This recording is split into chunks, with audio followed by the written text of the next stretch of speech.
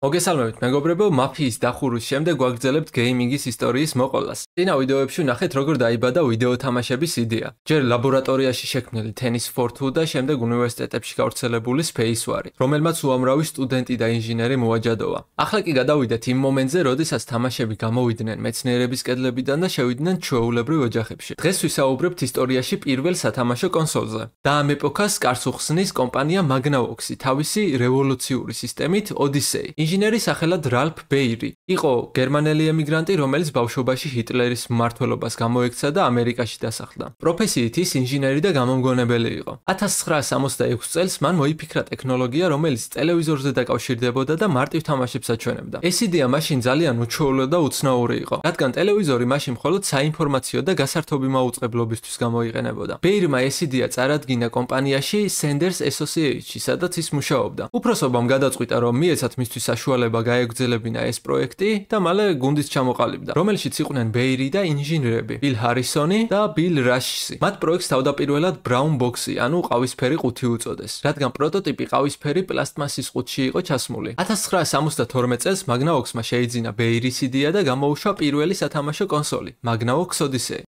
Magnavox presents Odyssey, the electronic game of the future.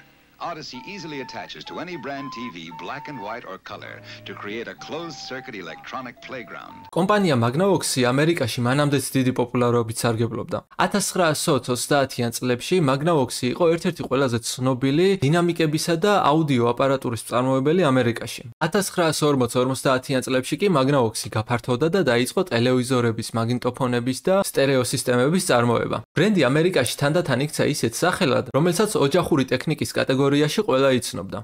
Introducing the Magnavox Movie Maker. I can make movies! მომავალში ის Philips-მა შეიძინა და მას შემდეგ Philips-ის სახელის ქვეშ უშვებდა პროდუქტს. ვიდეო თამაშების ისტორიაში კი ის სამუდამო დარჩა კომპანიად, რომელმაც პირველი კონსოლი Odyssey შექმნა და გაყიდა. Odyssey თანამედროვე სტანდარტებით ძალიან პრიმიტიული, მაგრამ იმ დროისთვის რევოლუციური იყო. ეკრანის შავ ფონზე ჩნდებოდა ძალიან მარტივი ფიგურები, თეთრი კვადრატები და ხაზები. ფერის და ფონის ილუზიას Odyssey-ის მომხმარებლები თავად ქმნიდნენ დამატებითი ფერადი ფირებით, რომლებსაც ეკრანზე აკრავდნენ. მაგალითად, თუ ფეხბურთის თამაში მოუნდებოდა მომხმარებელს, ის გააკრავდა ფეხბურთის მწვანე სტადიონის ფირს ეკრანზე, ხოლო თეთრი კვადრატები ბურთი და მოთამაშეები იყვნენ. Odyssey-ის მოყვებოდა ორი მართვის ბლოკი, რომლებიც დღეს კონტროლერებად ითვლება. თითოეულ კონტროლერს ჰქონდა სამი მბრუნავი ღილაკი. ერთი აკონტროლებდა ეკრანზე ობიექტის მოძრაობას ვერტიკალურად ზევით-ქვევით, მეორე ჰორიზონტალურად მარცხნივ-მარჯვნივ, მესამე კი იყო დამატებითი ღილაკი, რომელიც გამოიყენებოდა მაგალითად სიჩქარის ან დამატებითი ელემენტების შესაცვლელად სხვადასხვა თამაშებში. არ არსებობდა დარტყმის ან ახტომის ღილაკი. თამაშები ისე იყო დაპროექტებული, რომ საკმარისი იყო ობიექტის გადაადგილება ეკრანზე. კონსოლს მოყვებოდა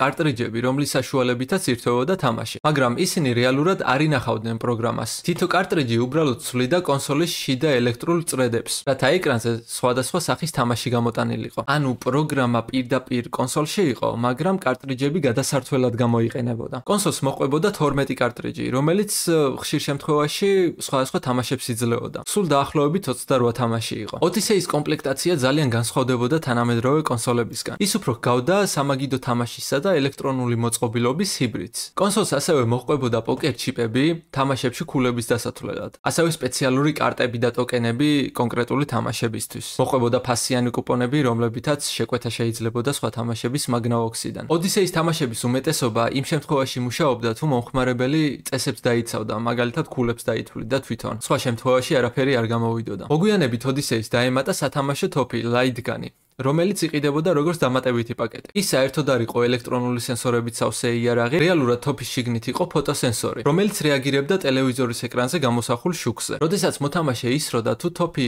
ეკრანის კონკრეტულ იმ მონაკვეთში იყო დამიზნებული, სადაც სამიზნე იმყოფებოდა, შუქის ცვლილება აღიქმებოდა და თამაში თვლიდა, რომ მიზანში მოხვდა. შეიძლება დღეს პრიმიტიულად გამოიყურება, მაგრამ 1972 წელს მართლაც წარმოუდგენელი ტექნოლოგია იყო. Odyssey-ის Light Gun იმდენად წინ იყო თავის დროზე, რომ ბერმა ვერც კი გაიგო, როგორ მუშაობდა. ზოგი თვლიდა, რომ ეს უბრალოდ დამატებითი სათამაშო იყო, მაგრამ ის რეალურად მართლაც ურთიერთქმედებდა ეკრანთან. სტივ ჯობსმაც კი ერთხელ ახსენა, როგორი გაოცებული იყო 1970 წელს, როდესაც გაიგო, რომ ეკრანზე პატარა წერტილები შეიძლებოდა ინტერაქტიულ თამაშად გადაექციათ. ოდისეის ფასი იყო $100, რაც მაშინ სოლიდური თანხა იყო. პირველ წელს გაიყიდა დაახლოებით 350,000 კონსოლი, ხოლო მთლიანობაში 700,000-ზე მეტი. აღსანიშნავია ის ფაქტი, რომ კომპანიაში ფიქრობდნენ, რომ გაყიდვები უფრო მეტი იქნებოდა, მაგრამ ასე არ მოხდა. ეს იმიტომ, რომ რეკლამა ხშირად ძალიან დამაბნეველი იყო. ბევრ ადამიანს ეგონა, რომ ოდისეი მხოლოდ მაგნაოქსის ტელევიზორებზე მუშაობდა და ამიტომ სხვა ტელევიზორებზე ბევრი არ ხმარობდა. მართალია ეს სიმართლეს არ შეესაბამებოდა, მაგრამ გაყიდვები საკმაოდ დააკლო ამ ფაქტმა. ოდისეიმ გზა გაუხსნა ატარის, ნინტენდოს, სეგას და მთლიანად ვიდეო თამაშების ინდუსტრიას. ოდისეიში ყველაზე პოპულარული თამაში იყო Table Tennis-ი. მარტივი ეკრანზე მოძრავი ბურთი და ორი პადლი. როდესაც ნოლან ბუშნელმა შექმნა ატარი და მისი სუპერპოპულარული თამაში Pong-ი, მაგნაოქსმა მას უჩივლა თავისი ტენისის კოპირებისთვის. მიუხედავად იმისა, რომ Pong-ი Table Tennis-ის